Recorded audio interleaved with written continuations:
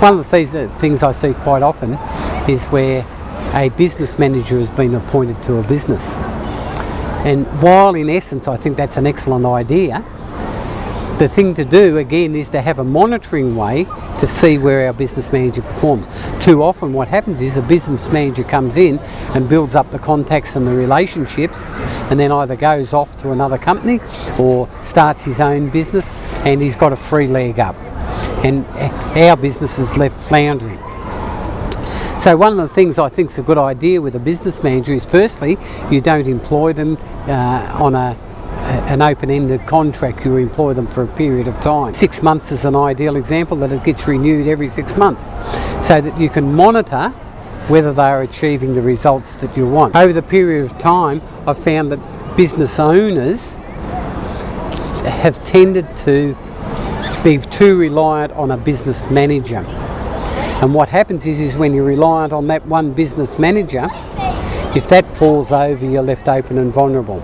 So if the business manager is there, the idea is to have managers underneath, and that business manager to manage the managers underneath, not to actually do the work himself.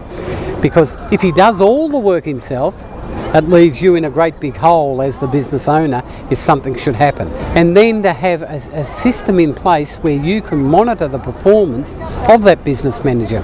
So in other words, have the targets and know what he is managing, know the relationship he is having with the managers below.